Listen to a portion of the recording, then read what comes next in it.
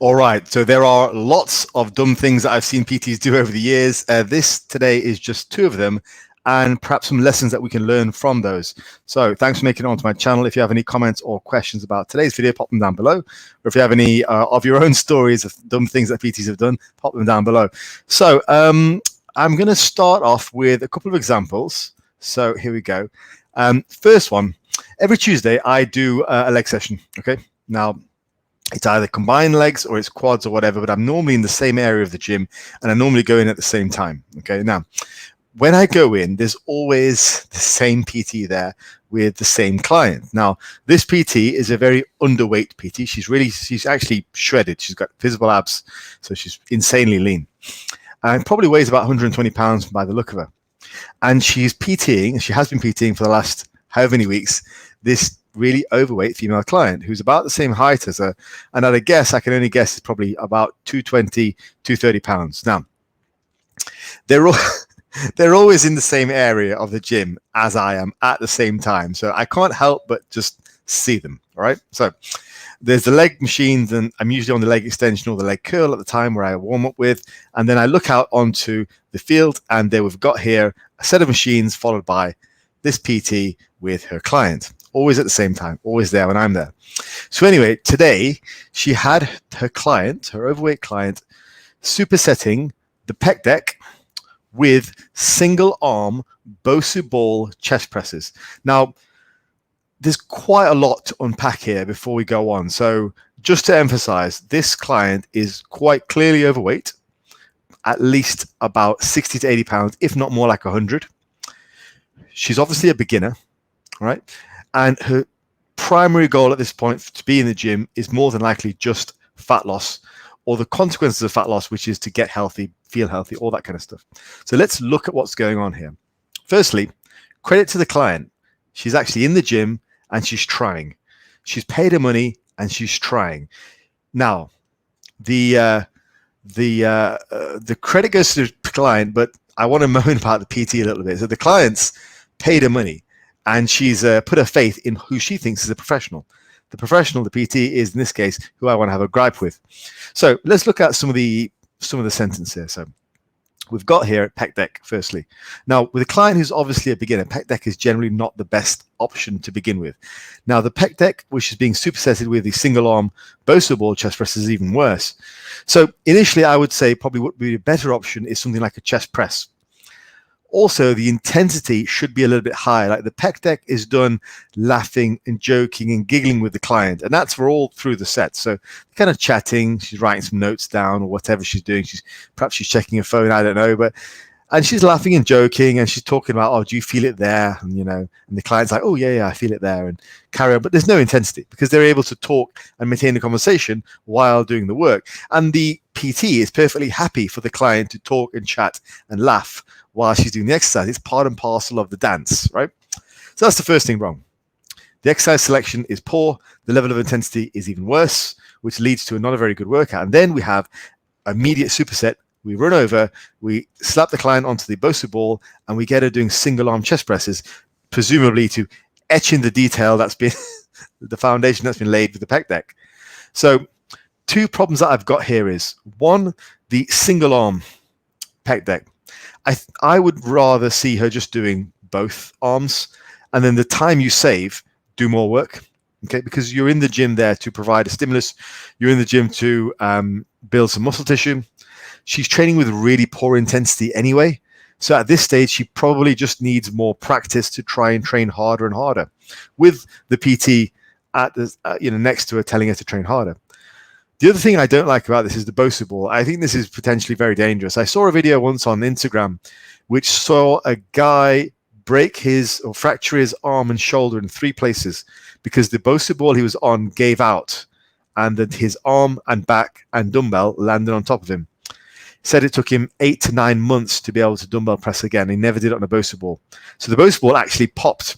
Now, as I mentioned, this lady is considerably overweight with an added weight on top, doing these Bosu Ball chest presses, moving around slightly.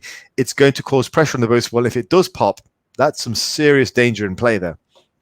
So a lot going on with this, most of which I think is inappropriate. And I'll give you one more example before I give you my analysis of why PTs do stuff like this. Second is, I saw in another gym, my previous gym, a PT putting a teenage boy who clearly wanted to be a bodybuilder, clearly wanted to bulk up. So he was in a different position. He was younger and he was skinny and he wanted to actually gain some muscle. He had this underweight teen boy doing one-arm machine chest presses. One-arm machine chest presses on one of those seated hammer press machines. So this is another example where we've got something which is a poor exercise selection.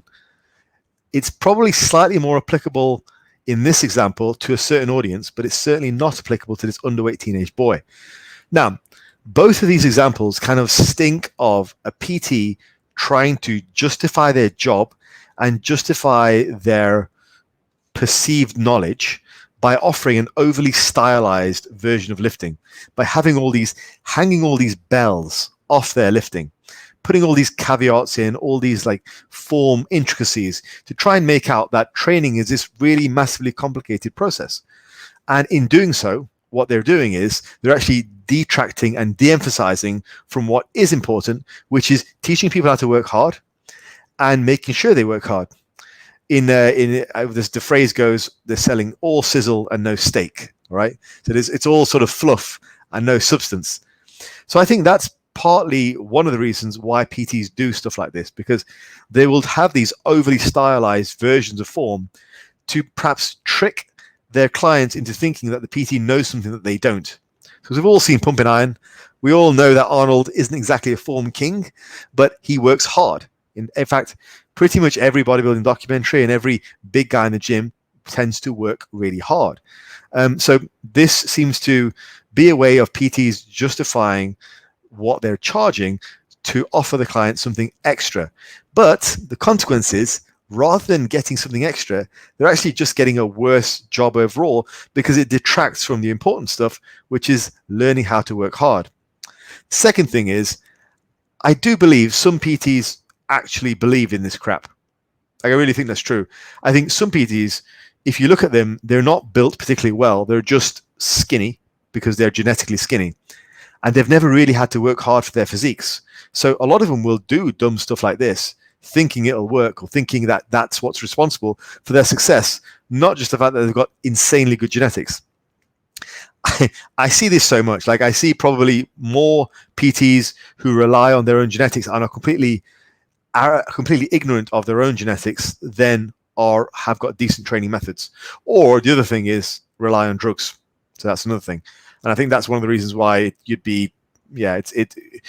best to view PTs who are on hormones with a bit of a skeptical eye, let's just say. But that's the topic of a different video. So two things. Some PTs are trying to justify their jobs. And I do believe some PTs who truly believe this works because they just genetically don't know any better. But what works for this 120-pound female PT is probably not going to be the same for this 230-pound overweight client, and I don't think she's connected the dots yet. So that's the sort of first analysis of dumb things that PTs do, and I just wanted to offer something which is helpful in this video as a reminder to everyone, because these two examples are extreme examples, a really overweight female client and a really skinny teenage boy. They are two polar examples and extremes, but I want to offer you guys some practical help before I move on and end this video.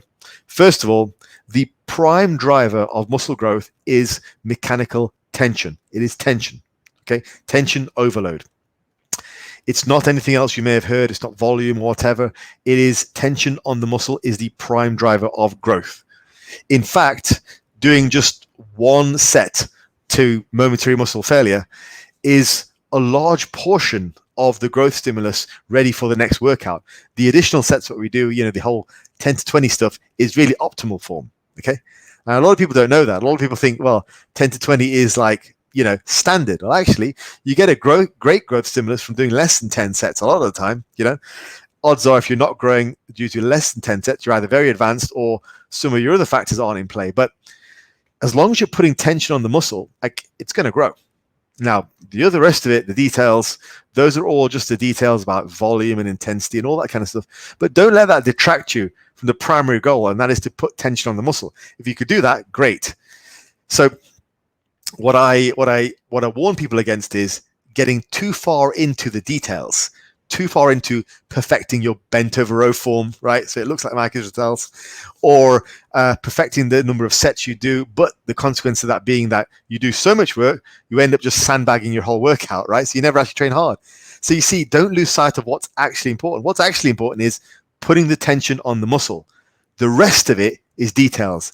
And don't let the details dilute the most important part, right? Now, next point is exercises are effective if the target muscle fails first. So with our lady doing the Bosu Ball presses, stability would be her limiting factor, right? It wouldn't be the target musculature. The target musculature is what should fail first in an exercise. So the reason why people often think bench presses are not a good chest builder, and that's not true, by the way. I believe they are a good chest builder, but the reason why people believe that to be so is because they also build the delts, and for some people they might be more of tricep dominant presses, so they might do a good job at building the triceps but not so much at building the chest. Some people, let's take a different example, some people who think squats aren't very good for building the quads typically are very backy, good morning style squatters. So for them, it's going to be more of a hip lift, more glutes, more hamstrings, more, lower back. If you do a poorly performed squat, which looks more like a good morning, then yes, it's not going to be very good. So, but an effective exercise done effectively should mean that your target muscle fails first. That is the definition. It shouldn't be other areas, and it definitely shouldn't be stability. That makes it a far worse movement. It turns a good chest exercise into a crappy everything else exercise, just a crappy exercise in general. Third thing is this: hard work is a learned skill. Now, really drill that into your brains. Like, it's something you have to practice. No one goes in the gym the first week they go in like Tom Platz. Okay, just absolutely busting out gut bunching reps. You develop gears as you go on through training, and you'll take it up a gear as you go along. Hard work is a learned skill which needs to be practiced. It's not something which you're going to get immediately. And finally, if fat loss is your primary goal, there are more efficient ways to burn calories. Just do cardio or just fix your diet.